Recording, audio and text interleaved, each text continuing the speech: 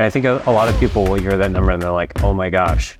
It's true. I mean, the ones that you see that are staged are the ones that are selling super quickly because she's with Staging for Charisma, and she is the owner and operator of this wonderful business. She's a total badass. Sarah Flanagan. Staging is showcasing your home's best features to increase buyers' appeal. So it involves decluttering, decorating, and then rearranging the furniture to best fit the space. It will bring higher return on investment, and in most all cases, it will decrease the time on market as well. International Association of Home Staging Professionals said that staging sells homes 3 to 30 times faster, which what does that really mean? 30 times faster. Yeah. Because they're compelling to people. Ones that aren't staged, that maybe haven't had the investment go into them to present them to the market properly, they are the ones that tend to sit there. So I have to pay $5,000 for a house I haven't sold yet. But the reason why your stat for your company is better than the average is that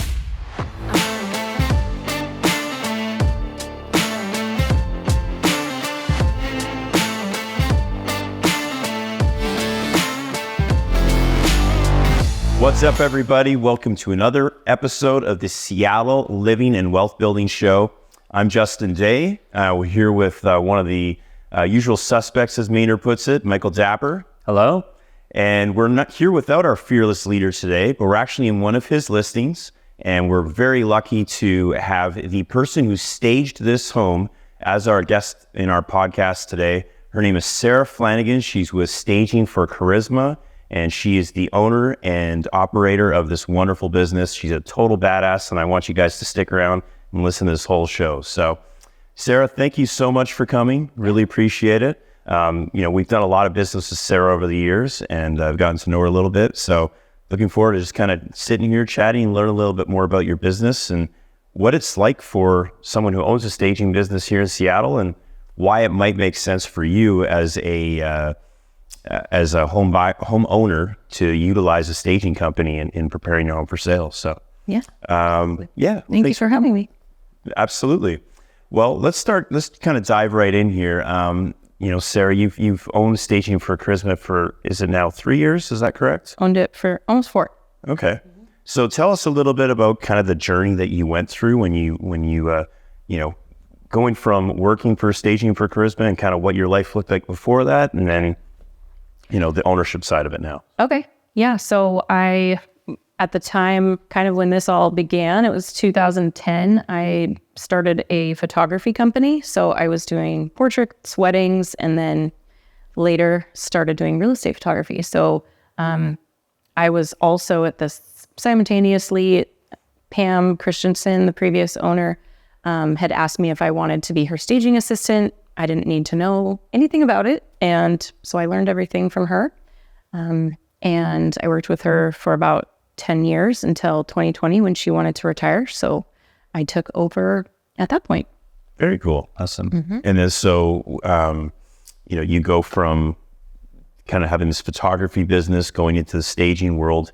Do you feel like your photography background maybe helped a little bit with being able to visualize what looks good in a picture? Yeah, definitely. It was pretty cool that I was able to do both learn real estate photography, and then also see the staging. So it actually helped me a lot in putting together the rooms, exactly what they needed to look like, what the space would look like, and what would show the best for a market. So it was really helpful. So let's, the three of us are well-versed in it, but what is staging for somebody that's never heard of that, or what is the purpose of it? Why stage a home, and what does that mean? Yeah, so staging is showcasing your home's best features to increase buyers' appeal.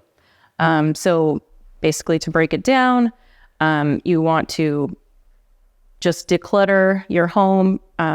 So it involves decluttering, decorating, and then rearranging the furniture to best fit the space, and then to showcase that space. It will bring higher return on investment, mm-hmm. and in most all cases, it will decrease the time on market as well. So the national average is about 1% to 5% over asking for a staged home. And actually ours is about, I believe let me look. Quite a bit higher here in Seattle. It's quite a bit higher. Ours is 9.8%. Wow. Return on investment. So, and 6 days on market on average. Wow. Yeah, it's funny. I actually looked up some stats. International Association of Home Staging Professionals said that staging sells homes 3 to 30 times faster, which, what does that really mean? 30 times faster. Yeah. 3 to 30 times faster, and than non-staged homes, and further staging can increase sales price by up to 20% on average. So it's interesting to know that Seattle's roughly that 10% increase. Yeah. One thing I will say is when we're looking at staged homes, I always feel like it's true. I mean, the ones that you see that are staged and they're really, really dialed in are the ones that are selling super quickly because they're compelling to people. Right. Ones that aren't staged, that maybe haven't had the investment go into them to present them to the market properly, they are the ones that tend to sit there. So, the proof is in the pudding. I mean, it's not just, we're not just reading stats for the fun of it. We're actually seeing that in real life. Yeah. Well, Go ahead. Oh, I was going to say it was actually fun putting this together and seeing the difference between some of the things that I found for national statistics versus what ours are. Sure. And I mean, that was just kind of cool to see that. So ours are mostly higher than, actually they're all higher than the national ones. Sure. But again, we were talking earlier that there's so many different things that can go into that. Yeah. The reasons across the nation, like, the prices of it, home prices. So. Right. Well, I mean, obviously, a big part of why people stage homes is to increase the sales price and the return they're going to get on that home. Right. But staging is also a huge investment. Right. Right. So let's talk a little bit about costs associated with staging and, what that looks like for an average home. Let's say a 1-bedroom condo. What would that typically cost someone roughly? Well, it depends if it's a downtown condo or if it's outside, because That makes sense. logistics play a huge role in it. So if it's something that has a lot of logistics that goes into it, then it's higher. And when you're referring to logistics, you're saying The moving costs of it. Yeah. process. I mean, I think we all know what that would be like moving into downtown place versus something more in a rural area. Right. It's quite different. So it can be anywhere from probably for a 1-bedroom in Seattle, it's going to be roughly around $3,000 to $6,000. And that just depends on the condo. Yeah. And let's talk about a single family house. Typically on average, 3,000 to 5,000. Yeah. Or about 2,000 square feet to 3,000 square feet. Right. Yeah. And I think a lot of people will hear that number and they're like, oh my gosh, I have to pay $5,000 for a house I haven't sold yet. But I think the reason why your stat for your company is better than the average is that it's not just the presence of staging, but it's the quality of it. When we take people on tours all the time, they walk into vacant houses with zero furniture in it, or staged homes or poorly staged homes. And I think, it's a reflection on the seller. That investment is a reflection of the seller that will comfort the buyer to say, oh, this person really cares about this house. It could also mean, whether it's reality or not, that they've taken care of the roof, the plumbing, all these other things that they're concerned about, and then paint the picture for them, where they might place their own furniture. Not everybody has the creativity or the experience to be able to see how could I live in this house. And stage homes also appear bigger, too, which I think is something that a lot of people don't realize. Yeah. But I think with your staging, we get compliments all the time on our listings. Who did the staging? Oh my gosh, I want to buy that couch. I want to have it set up exactly like this. So when you get that feedback, it makes it that much easier to sell because they already have kind of some question marks, crossed out in their mind. They go, okay, I can picture myself here. Right. Whereas if you walk into a vacant home, the heat's off and the lights are off, you're like, I don't want to be here. It's uncomfortable. Right. So I think you guys do an awesome job of that. It's also important, I think, too, when you want your buyer to envision each one of the spaces. So sometimes if a bedroom is too small, someone's going to walk in and go, well, that bedroom's just way too small. I can't fit anything there. So our goal is to show what you can fit in there without putting too much stuff in there. Right. Yeah. That's actually a good point, though. I feel like one of the benefits of staging is, a lot of people want to stage their homes with their own stuff. Yeah. But having a professional stager come in and do it, it declutters the house so much, and it just provides a completely fresh feel. Yeah, it takes away the distraction. Yeah. And I know you guys at Staging for Charisma don't assist in supplemental staging for occupied homes. Right.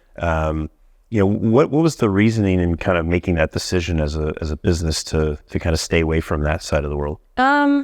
Really, it just is a little bit more challenging, and you don't always know what you're walking into or what you're working with. And those variables can change at any given time. So they could have a conversation with me, and then the next day they've decided to get rid of half their stuff.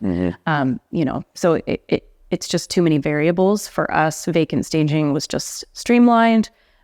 We have our system, our database, it works for us. And you can control the product as well, right? Like you can control the right. I mean, you put your business cards out on the table, right? So people know who's staging the house. You don't want to. If you were to do that in an occupied house, and then somebody went around, which does happen a lot, even in our vacant homes. If someone were to go around and move everything, and then you've got your name on it, you might not want that. Right. Yeah. No. Like I'm not representing you stabilize this couch. Yeah. Right. So what are some things that you as a stager, you want to see a home? How do you want to see a home ready for you to come in? I mean, I'm assuming clean is a big one. Yeah. What are some other things that how you'd want to see it when you walk in the door? Paint is usually a big one. If there are, really bold colors, then we would want to suggest that a home buyer go with something neutral, and we always will, but that's not always possible. And sometimes they just don't want to do it. And if they don't, then our job is to come in with that bright red wall or purple wall and bring in things that are going to enhance the space instead of it being a distraction or something that you're like thrown off by. So, yeah. Yeah. Yeah. And I mean, that's something that us as real estate agents, we try and remove that barrier to wanting to use staging or, wanting to paint your home or replace flooring or whatever it is to kind of freshen it up and feel new. Right. By, going ahead and supporting our clients and, helping pay for those things in the short term and having it paid for by proceeds. So, right. Yeah, I mean, when money's kind of taken out of it, I think a lot of people do see the value in what staging can bring, but not necessarily when they're needing to front the costs right away. So, right. And then clean. Make sure it's clean. Yeah. I can't fix that part. Yeah. Another thing that I would imagine is pretty impactful, and obviously it's nothing to do with you as a stager, but the smells as well. Yeah. Yeah, for sure. Cool. What I'm really curious about is, obviously, there's a lot of different sizes of staging companies out there.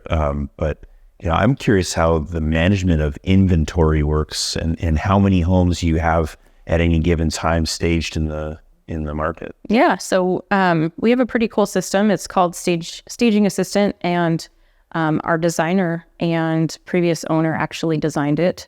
And it works amazing for us. And anytime we need to add to it, then we can, which is pretty cool. So it tracks all of our inventory, has photos of everything. We has all the client management and all of our statistics and reports. So it's a pretty cool tool. So is that a proprietary program that, Staging for Charisma started? It's not technically Staging for Charisma because it is a separate business, but it was created within our company. Okay. Yeah. Cool. So now they sell it to other stagers. License it out or sell it? It's a monthly subscription that people can use. Very cool. Yeah. So we have on average anywhere from 30 to 60 homes staged. So right now we've got right about in the middle 45 homes out. And we can do up to about 60. And then in the slow time, it's usually 25 to 30 that are out. That number just blows my mind. Yeah, that's what I know. Yeah. Sure. A lot of furniture. Right. Yeah. And plants. Because when you think about that number of houses, so then you break that down into rooms and then outdoor spaces as well, that is a ton of furniture to keep track of. And then something that we know is that you never know how long a listing's going to be on. Even you might have a good guess, but, we don't have our crystal ball with us in real estate. So, how do you go about that? I've got a brand new listing, house is ready to be staged. I'll give you a call, say, hey, are you available in the next 2 weeks to stage this? You then do what? So I would go to I would look at I would probably know right away if we had the furniture, but what I kind of have in mind, and most of our designers have worked with me long enough that they would know pretty quickly, like, hey, we're going to need this kind of stuff, or this is the style of the home. Do we have enough inventory? And then at that point, we would go and we would just start the design. And if we don't have what we need, then we buy it. So we don't ever count on furniture coming back because you never know. Right. I mean, things can change, the closing can change. So we never, ever count on that staying, like being an option. It's just when it comes back, then that's an extra bonus. Right. So Yeah. And so you buy all your furniture? We buy all of our furniture. Interesting. Yep. And so having that much furniture and the ability to be able to stage roughly 60 houses, I mean, how much of, I mean, that must require a ridiculous amount of space. We only have 6,000 square feet. That still sounds like a lot. Yeah. So our warehouse is 6,000 square feet. We try to use racks to keep everything up fairly high, but the goal is just to keep it out. So it rotates, out in the houses, and that's kind of our storage as well. So if we were to have a flood of them come back, we start getting into the area of like 25 houses out, then we have to start getting storage units to make up for that, to store it. Do you ever get in a situation where, okay, that I'm sure, your designers might have kind of favorite pieces that they like to use, right? So let's say you're That's like, mine. Yeah, no, it's actually, it's right. a good question. And then okay, this one, still needs to be removed, but I really want that couch out of that house. Do you ever, go pick up one piece here, one piece there to kind of compile together? Or do you all pull all from the warehouse? We usually all pull from the warehouse. However, it's not off limits if we know the house is either close or pending, and it's an option for us to be able to, and it's like, that would be the perfect piece, or we don't have any other options, then we will definitely Go on and see if we can find it. Yeah. It's like a real life game of Tetris. Yeah, totally. Yep. Yeah, it's amazing. I Not just I have trouble the trucks, Yeah. but getting myself all of the organized. pieces. So Yeah. thinking about that much, I wouldn't be able to get out of bed. I can tell you that. So scheduling, I always call it my scheduling Tetris as well, because it's kind of there's also, we can do up to 2, so we can do 2 jobs a day, stages typically, on an average size house. And then we can also do 2 D stages, average size. But if they start getting bigger, then I have to plan for that. If they're smaller, we might be able to stack maybe 3. So are the movers, are they employees of yours, or are they people that they are? Okay. Yeah, we have full-time movers. I mean, I guess you'd have to stage 45 to 60 houses. Yeah, it's too complicated to try to outsource For sure. with as much as we do, and I expect them to be there. We need a crew full-time Monday through Friday. Yeah. Yep. Yeah. Cool. And then what about furniture? I mean, obviously you said that you buy new furniture. I mean, I can only imagine what it's like to source new furniture and figure out, what you're going to add to your inventory. And, once again, the inventory management, like, hey, this piece is now 5 years old. It needs to get shuffled out. And, Right. what does that look like?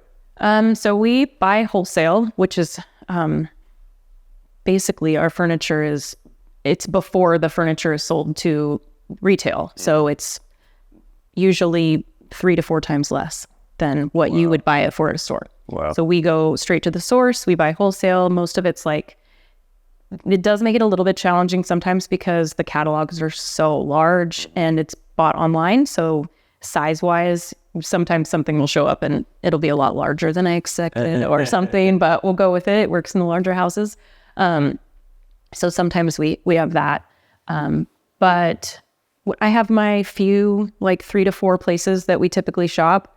And when you're in a pinch, you got to do what you got to do and either bite the bullet and pay retail or source it somehow. So Right. we make it work. And then as far as rotating out the furniture, we do that consistently. So if anything is either broken or just really doesn't look great anymore, is dated, isn't getting used, taking up space, then we just start selling it. So I usually do Facebook Marketplace.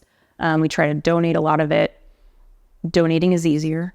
Yeah, no kidding. Yeah. I can imagine Facebook Marketplace, especially with the amount of volume that you're talking about, would be really challenging. It is, yeah. You get people Can be shopping. time consuming, yeah. honestly, it's just better to take the bulk of it, donate it where we can, and use it as a write-off. It's nice furniture too. It's not like it's junk. Yeah. You're talking really good quality. Like, what's the useful life on let's say a sofa? How long? It should be like 5 years, but it also depends on how. I mean, as far as like design is, if you're thinking about design as well. Yeah, like, design as well. Yeah, good point. But it also depends on how well it's kept. Right. Moving around with our movers, how well it's stored. I mean, we could buy something and unfortunately it could be like after it comes out of the house or something. Right. Yeah. Worst case scenario. Yeah. But we want to make sure it's lasting at least like 5 years. Yeah.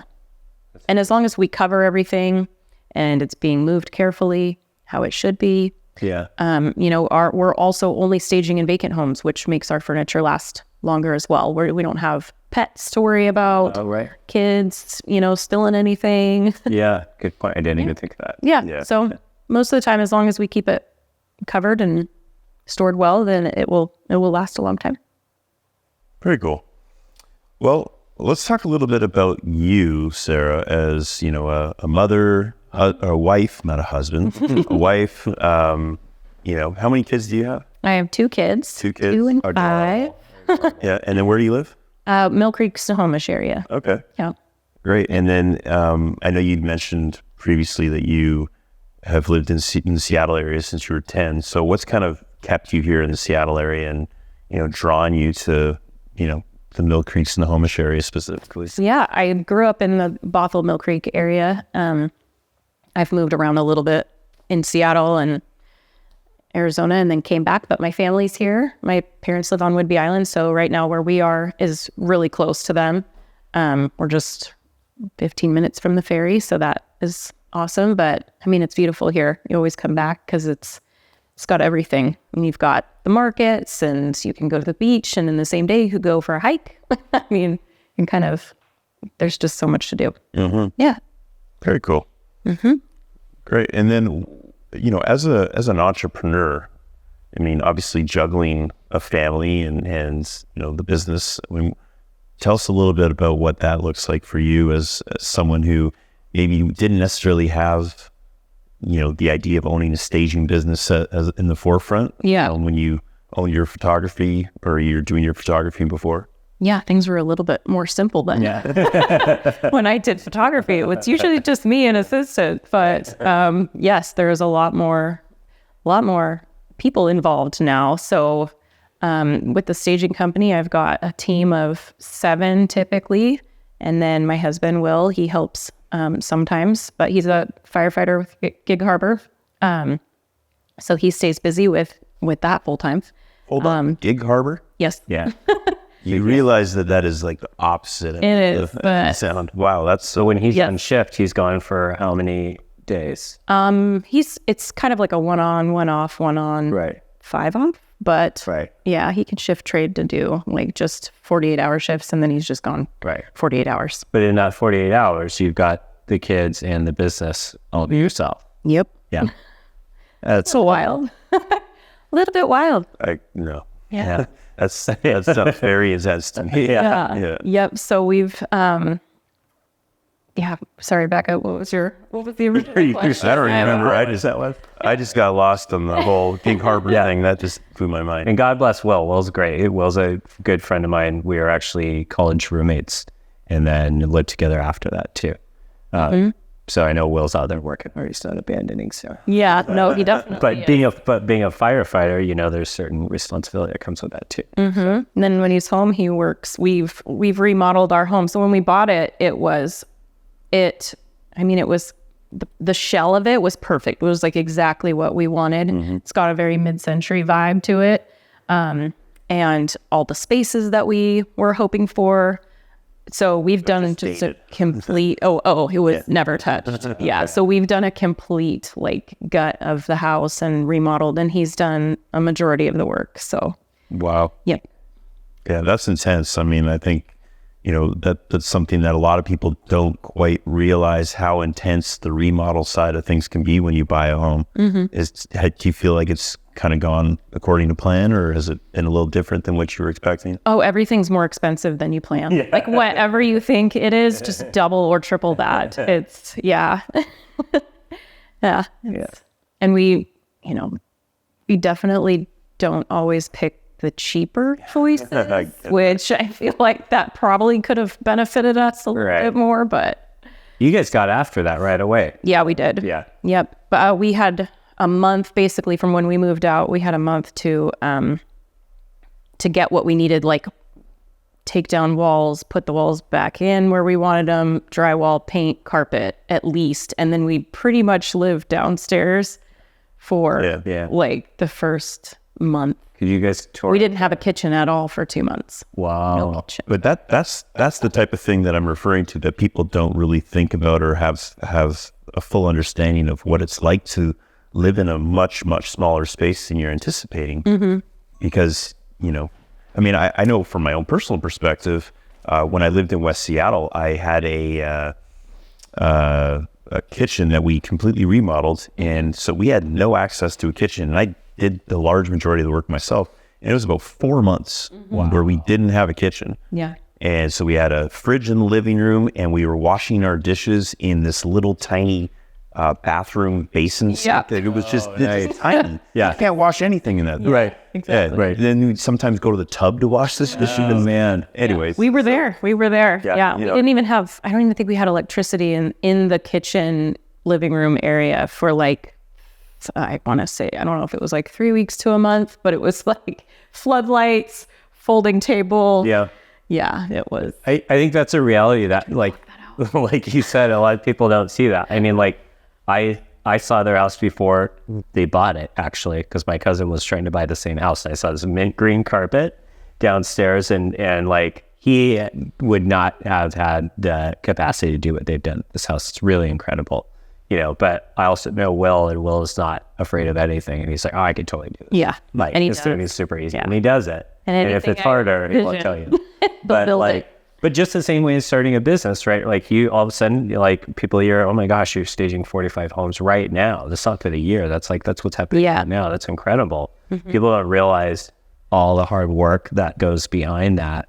A buyer can walk into a home and go, oh, I can do this and do this and do this and do this. People will say that, and then they'll put out a cost of what that might cost. And like you said, those are usually off by what they think. And then they don't end up doing it because it does take some sacrifice. And, a lot of this stuff is done after you go to work, So I think the lesson is that like you can get a great result, but it's going to take some effort and sacrifice for sure. Yeah. And getting people to see the value in staging and what it actually is, that's part of it. I feel like when I've got, you guys are amazing. You sell it all the time with your clients, that this is what you need to be doing. Yeah. You're going to see the return on investment. I mean, they will see the numbers from the staging. Oh yeah. It's actually an interesting point though, because you as a stager don't really sell your staging services to anyone other than us as real estate agents. And what we're looking for is someone who communicates well, who does what they say they're going to do, which is exactly what you do as a business owner. And we're the ones who are essentially selling your services to our clients. Just an interesting dynamic. Yeah. I'm not out in front of the buyers, ever. It's usually a matter of if they heard from us via our website or word of mouth. Most of it is word of mouth, but repeat clients, agents that we've worked with. Yeah. It's interesting because when you have that staging conversation with a seller, potential seller, some people are, oh yeah, of course, I would never not stage a home. Those people have probably sold a house before. When you're talking to somebody that is really looking at every single dollar, like, well, do I really have to? And yes, you do. Yeah. If you want the best result, and it's then comes the skepticism of, well, what are they going to put in there? I don't like this kind of furniture. I don't like that. And it's really not about them. No. That's the whole thing, is that I've never had anybody not like the result of staging, but even if they did it, if it wasn't their taste, like the staging is meant to appeal to the masses. Yes, exactly. And paint the picture for basically anybody that could walk in there. So, I mean, we both know I've had a client that was very particular.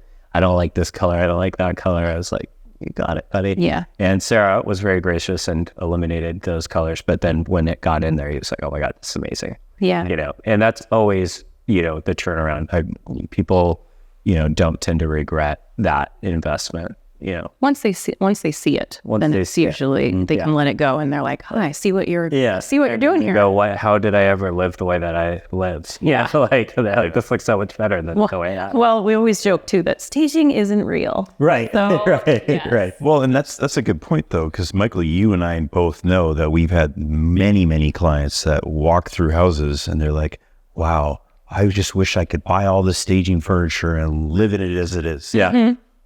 Yeah. So what does your house look like as a professional stager? I mean, do you tend to, you know, put your personal space looking like what this is looking like right now? Or do you feel it, you know, this is more for show versus what you're actually experiencing? I think actually, as far as like the functionality of where things are, I absolutely do have it staged functionally. Like, you know, the couch would be on the bigger wall, and I don't have like a lot. I can't handle clutter, and I know that that's kind of come with this position as well. But I don't have like I can't handle it. There's lots of like things that you would just normally live with. Like that's a normal thing to have, you know, something sitting right there that you use every day, but it really bothers me. Yeah. That is not to say that our house is clean and looks like this when you walk in every single day. That's not what I'm saying. But like, for example, like if you're staging a house, the dining table would go where the dining table is meant to go, under a pendant, or, you know, and that's the dining space that you're showcasing. But some people, maybe that's not a space that they use often. Maybe they don't have a dining table, or they don't need a dining table.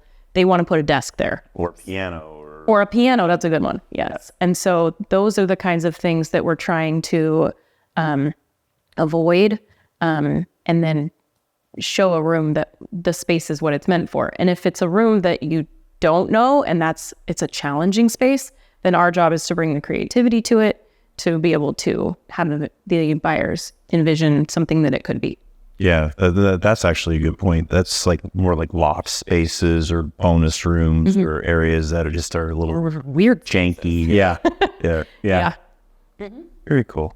Yeah. I was just curious to know how your vision comes to life in your own home. Because as you said, you have this, you know, beautiful space, that mid-century space, and, you know, being able to utilize it appropriately is more so than just, you know. I do have to have the things in the spaces where they go. That's That's good to know. Good to know. Yes. Yeah. Okay, we're not screwing up too badly, Mike. No. Yeah. You could sell like a coat on a hook or something. Like it's not, you know, it could look like somebody lives there. Yeah. Right. But yeah, my place, I need to do some editing. Oh, and I would say I don't use accessories. Like I know that but it's not like I have a 2-year-old and a 5-year-old. Like that's not gonna stay there. No, you don't have a lot of fragile glass. No, there's not. I do have an obscene amount of plants. You have the bumpers on the side of the coffee table, don't you? No. Yes. On the brick. Yeah. On the brick. Yeah. Good stuff. All right, Sarah. Well, thank you so much for taking the time today. I mean, obviously, it's been a lot of fun chatting and learning a little bit more about your business and learning a little bit about the staging world. Any last things to chat about before we sign off here, Michael? No, I'm just so excited. I'm excited to have Sarah. I mean, she's awesome. We really appreciate you as the business partner. Yeah. No, I love working with you guys. It's been a great relationship. If people want to look at your business, where do they go? www.stagingforcharisma.com, and our Facebook is just the same. So if you typed in Staging for Charisma, you'd find our page. Okay. Yeah. Awesome. All right. Well, thank you, Sarah. Here's to another podcast, and we'll hopefully have Maynard back next time. But thank you for watching, and we'll see y'all next time.